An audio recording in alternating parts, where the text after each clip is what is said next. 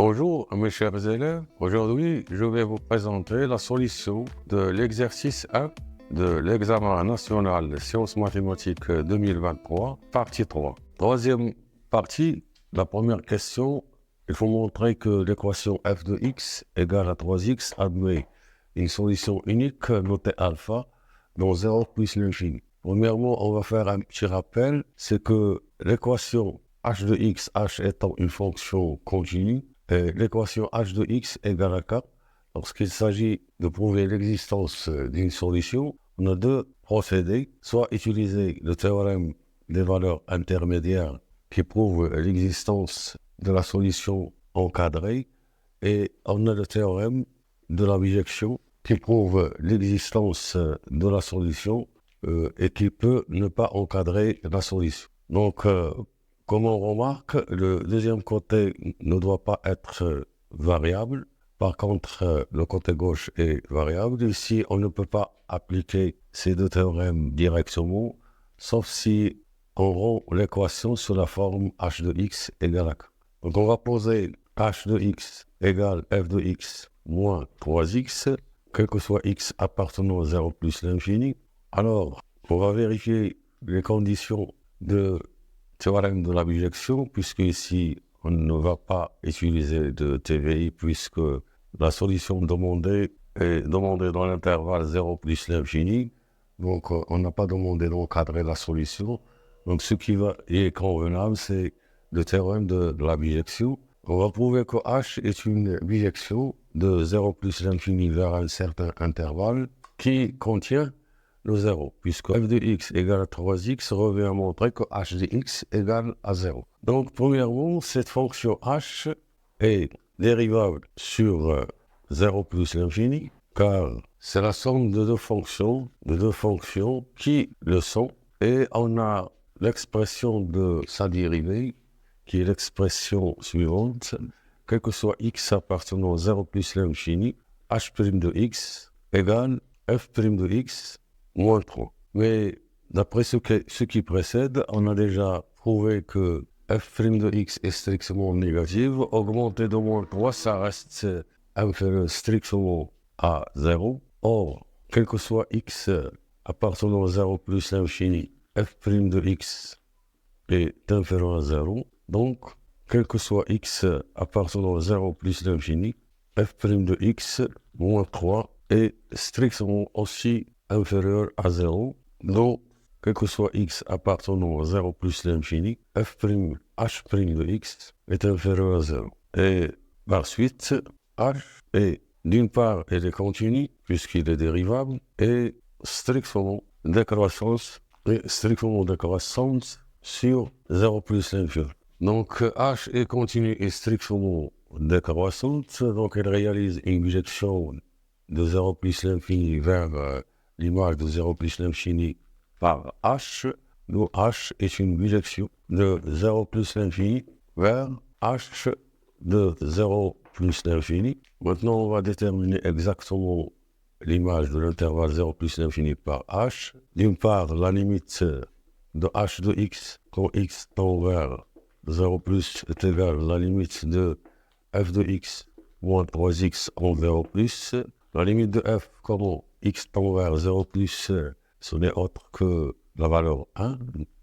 Et 3x tend vers 0, donc ça donne 1. Et la limite de h de x quand x tend vers plus l'infini est égale à la limite de f de x moins 3x quand x tend vers plus l'infini. La limite de f quand x tend vers plus l'infini, on a déjà vu que c'est égal à 1. Et la limite de moins 3x en plus l'infini, c'est moins l'infini. Donc, h est une bijection de 0 plus l'infini vers l'intervalle moins l'infini 1. Et comme 0 appartient à l'intervalle image moins l'infini 1, alors h de x égale à 0 admet une unique solution, alpha, dans l'intervalle 0 plus l'infini. Ou encore, l'équation f de x égale à 3x admet une seule solution, ou unique solution, alpha, dans l'intervalle 0 plus l'infini. Petit a, étant donné une constante bêta positive qui est fixée au départ, on considère la suite récurrente suivante, U0 égale à bêta, et quel que soit n appartient à n, un plus 1 égale à 1 tiers f un. La première question, c'est de montrer que quel que soit n, un est positif. Pour répondre à cette question, on va procéder par un raisonnement par récurrence. Alors, nous commençons par l'initialisation. Pour n égale à 0, on a U0 est égal à bêta et qui est au départ un nombre positif. Donc, l'inégalité ou bien la propriété proposée est bien initialisée. Deuxième étape, hérédité. C'est-à-dire, est-ce que la propriété proposée est héréditaire. On se donne un entier quelconque n, hypothèse de récurrence, on suppose que un est positif. Alors, d'après la deuxième partie, exactement le tableau de variation de la fonction f, on a quel que soit x appartenant à 0 plus l'infini, f de x est strictement positif et inférieur ou égal à 1. F de x est strictement positif implique que f de un est strictement positif, puisque un est une quantité supérieure ou égale à 0, implique que 1 tiers f de un est strictement positif, et 1 tiers f de un est autre que un plus 1, strictement positif, donc je peux écrire aussi supérieur ou égal à 0, ce qu'il faut montrer. Donc, on a montré que la propriété est héréditaire. Dans un premier temps, on a montré qu'elle est bien initialisée. La conclusion, d'après le principe de récurrence, on a quel que soit n appartenant à n, et n est supérieur ou égal à 0. Maintenant, on passe à la question de petit b. Il s'agit de montrer que quel que soit n, et n plus 1 moins alpha est inférieur ou égal à 1 demi et 1 moins alpha. Cette inégalité, je vais transformer la question, et 1 plus 1 n'est autre que 1 tiers f de un. Donc, il s'agit de montrer que 1 tiers f de un moins alpha. Et d'après ce qui précède, f de alpha, c'est 3 alpha fois 1 tiers, c'est alpha. Donc, alpha n'est autre que 1 tiers f de alpha. Donc, la question est devenue montrer que 1 tiers f de alpha moins 1 tiers f de un moins 1 tiers f de alpha est inférieur ou égal à 1 demi valeur absolue de I1 moins alpha. Donc ça ressemble, cette inégalité, à l'inégalité des accroissements finis appliquée à la fonction 1 tiers f.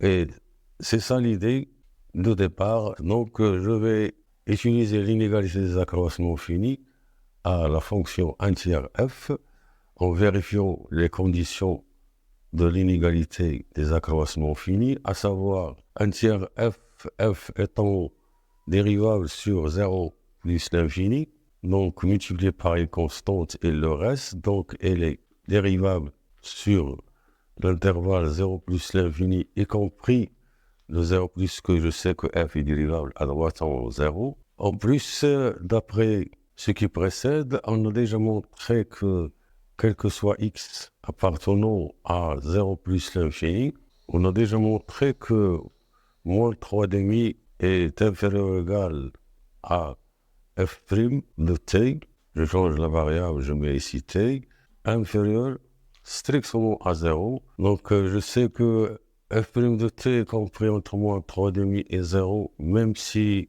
t est égal à 0, f' droite de 0 c'est moins 3 sur 2. Donc cette inégalité, cet encadrement est valable sur le fermé, ce qui donne quel que soit t appartenant à 0 plus l'infini, la valeur absolue de f' de t est inférieure ou égale, en multipliant par 1 tiers, j'obtiens inférieur ou égal à 1 demi. Donc c'est la fonction 1 tiers f, elle est dérivable sur 0 plus l'infini et la dérivée sur 0 plus l'infini en valeur absolue est majorée par 1 demi. Donc d'après l'inégalité des accroissements finis, on a quel que soit x et y appartenant à 0 plus l'infini, la valeur absolue de f de x moins f de y est inférieure ou égale à 1 demi.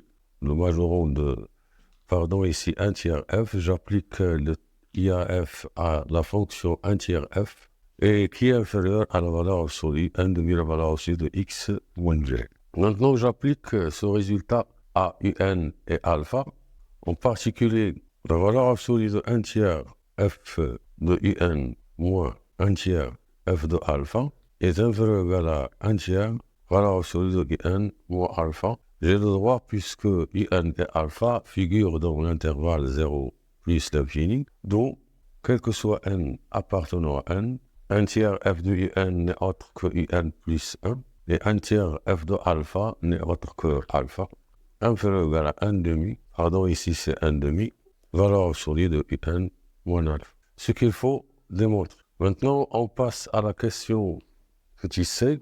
La question petit c, il s'agit de prouver que, quel que soit n appartenant à n, la valeur absolue de IN moins alpha est inférieur ou égal à 1 sur 2 à la puissance n, valeur absolue de bêta moins alpha. Et c'est une déduction de la question précédente, mais en raisonnant par récurrence. C'est-à-dire, on va montrer ça en s'inspirant de la question petit b et utiliser le principe de récurrence. Pour n égale à 0, le côté gauche, c'est valeur absolue de I0 moins alpha qui est égale à bêta moins alpha. Or, la valeur absolue de bêta moins alpha est inférieure ou égale à 1 sur 2 à la puissance 0 qui est égale à 1, valeur absolue de bêta moins alpha, c'est-à-dire la valeur absolue de bêta moins alpha est même égale à 1 sur 2 à la puissance 0, valeur absolue de bêta moins alpha. Donc,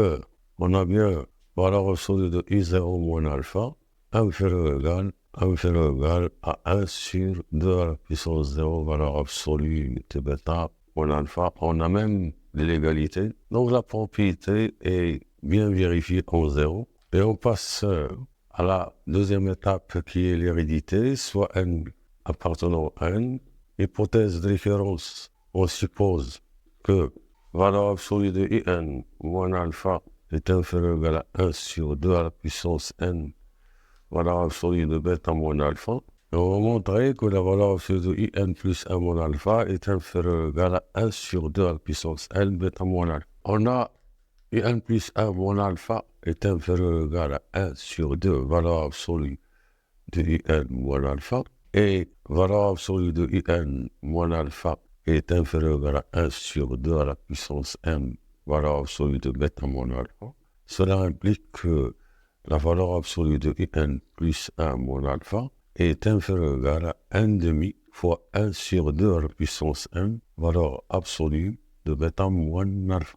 Ce qui donne la valeur absolue de IN plus 1 moins alpha est inférieur ou égal à 1 sur 2 à la puissance n plus 1, valeur absolue de bêta moins alpha. D'où le résultat, conclusion, quel que soit n appartenant à n, la valeur absolue de IN moins alpha est inférieure ou égale à 1 sur 2 à la puissance n, valeur absolue de bêta moins alpha.